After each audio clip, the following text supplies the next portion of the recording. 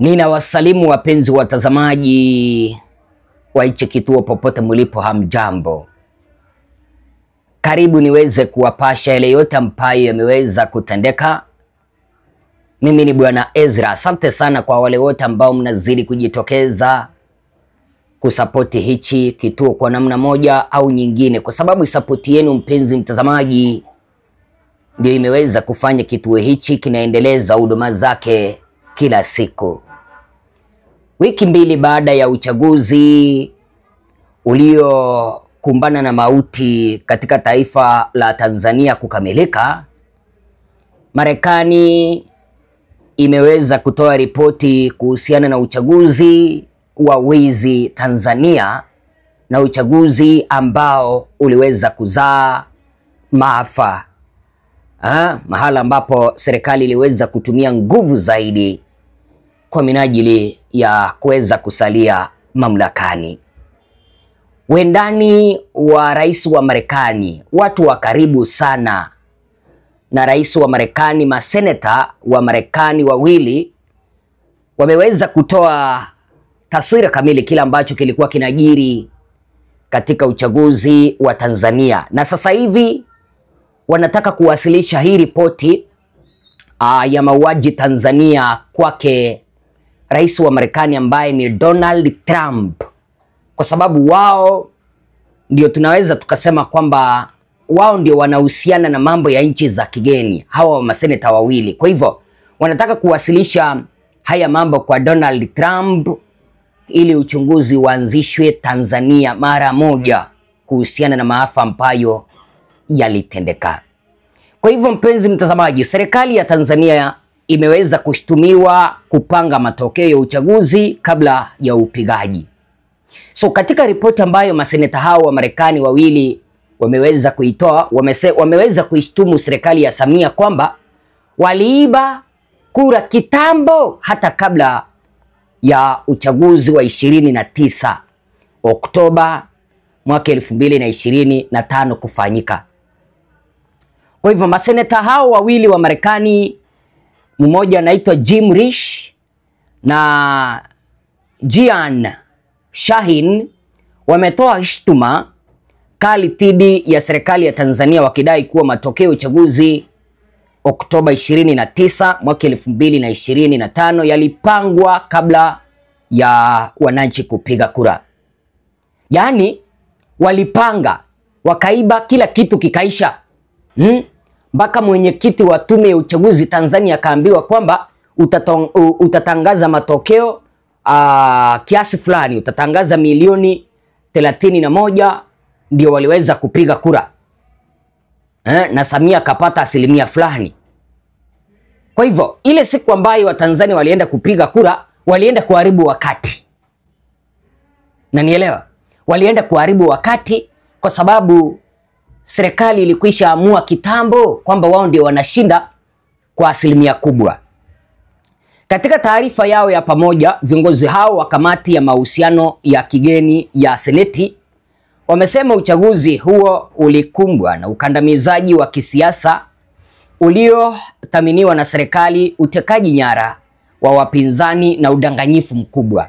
Kwa hivyo mpenzi mtazamaji, umeweza kuona hawa maseneta wawili marafiki wa Donald Trump wa Marekani wameweza kusema hivi: kitu cha kwanza ambacho kilitendeka Tanzania ni ukandamizaji wa kisiasa, mahala ambapo viongozi wa serikali walikuwa wanataka kupiga siasa wao, huku viongozi wa upinzani wakikandamizwa. Hata kuandaa mikutano ya kisiasa hawakuwa wanapewa wakati. Wengine waliweza kutengwa nje. Mliweza kuona kama yule kiongozi wa ACT Wazalendo Bwana Mpina aliwekwa kando asija kashiriki kwenye huo uchaguzi. Mliweza kuona mtu kama vile Tundu Lissu, yeye alifungwa kwa jela kitambo. So walipanga kitambo ni akina nani watashinda uchaguzi, akina nani watafungwa jela, na wakapanga jinsi ya kudanganya, udanganyifu mkubwa, yaani kuiba. Mtu anapewa vijikaratasi vingi kuweza kusahihisha kama ameweza kupiga kura. Maseneta hao wawili wamelaani vikali matumizi ya nguvu dhidi ya waandamanaji ambapo mamia ya raia waliripotiwa kuuawa na wengine wengi kutiwa mbaroni. Aidha, kuzimwa kwa huduma za interneti kulizidi kuwatenga wananchi na kuathiri shughuli za kila siku. Imagine, unasikia maseneta hao wawili wanasema kwamba polisi Tanzania waliweza kutumia nguvu zaidi kwa kuwaua wananchi. Hawakutosheka kwa kutumia nguvu zaidi kwa kuwaua wananchi, waliweza kuwatia mbaroni wengine. Alafu Samia akazima interneti Tanzania.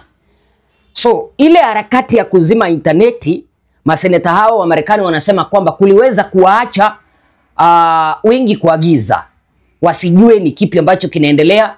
Biashara zao vile vile ziliweza kuathirika. Wamesisitiza kuwa hali ya hofu inayojengwa na chama tawala si tu inahatarisha utulivu wa ndani, bali pia usalama wa ukanda mzima wa Afrika Mashariki. Unaona, wanasema kwamba hali ya hofu ambayo inajengwa Tanzania kwa kuweza kutumia maafisa wa polisi kuwateka nyara wananchi, kuwanyamazisha wananchi, kwa kuweza maybe kuwakamata, kuwaweka kwa jela, haiharibu kitu ambacho kinaitwa utulivu Tanzania peke yake, bali inaharibu utulivu Afrika Mashariki. Kwa sababu gani?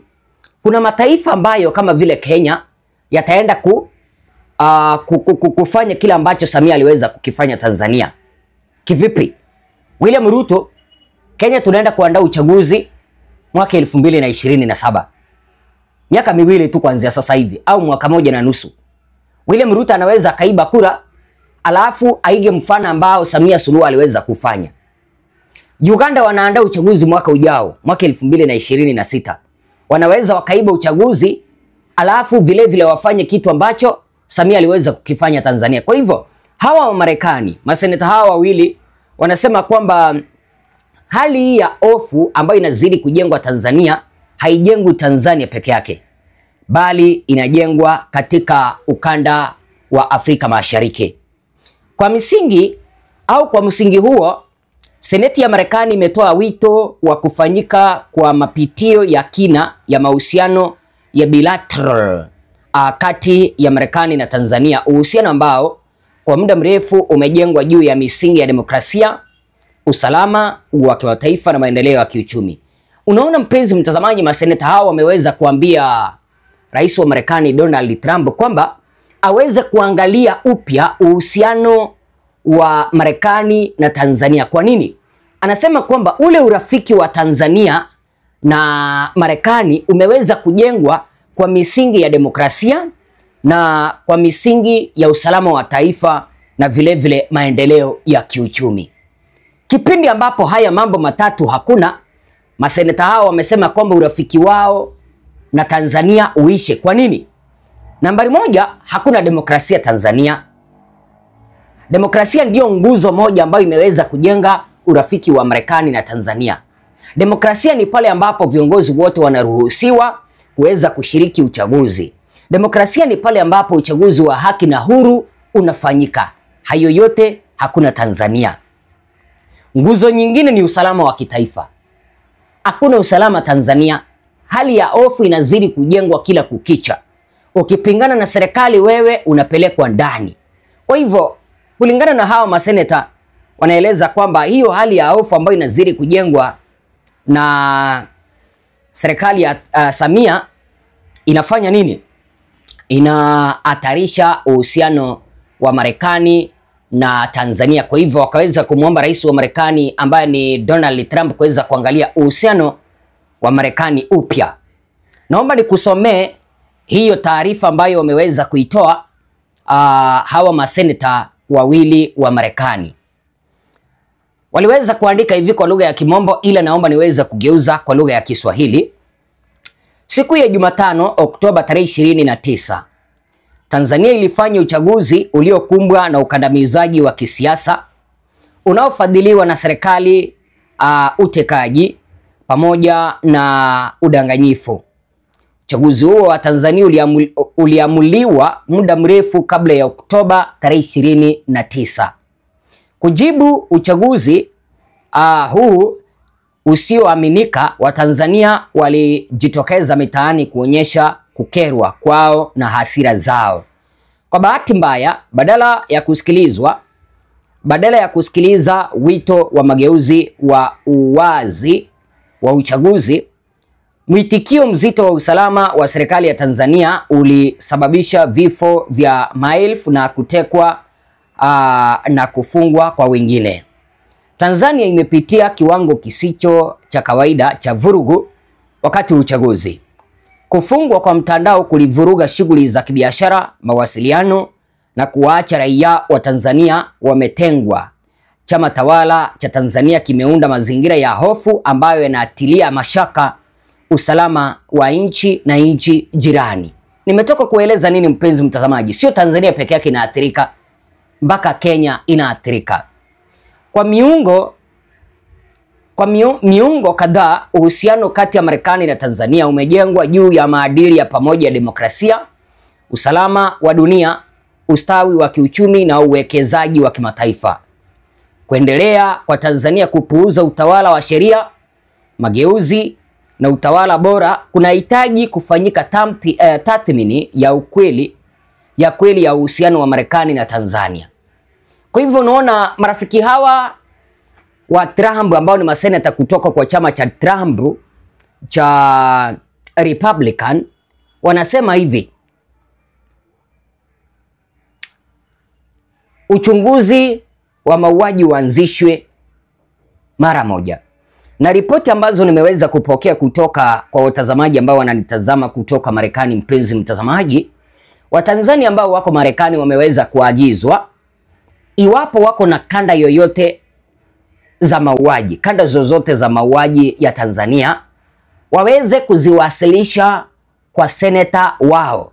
Kama tuseme Mtanzania anaishi Minnesota, anaweza kumtafuta seneta wa Minnesota wa jimbo la Minnesota amfikishie kanda hiyo, ili uchunguzi uanzishwe na Marekani kubaini ni wangapi ambao waliweza kuuawa Tanzania, alafu Samia Suluhu aweze kuchukuliwa hatua. Unanielewa mpenzi mtazamaji? Mimi ninapongeza hawa maseneta kwa kuweza kujitokeza angalau kusimama imara na Watanzania ambao wanaomboleza kwa sasa. Sijui wazo lako ni lipi mpenzi mtazamaji, ila ninaomba Marekani iweze kusimama imara mpaka kipindi ambapo Watanzania watakapopata haki zao. Mimi ni Bwana Ezra. Kila ambacho nawaomba, tafadhali zidi kupiga subscription kwa sababu mnachangia sana kwenye ukuaji wa hichi kituo cha Kenyan Media. Vile vile, endapo kuna yeyote mwenye anaweza akatupea zawadi yoyote, usije ukasita, nambari iko hapo. Unaweza kupea kitu ambacho kinaitwa, ama unaweza ukatuwekea kwa nambari ambayo nitaiweka hapo, ili tuweze kuhakikisha kwamba tunaendeleza huduma za hichi kituo.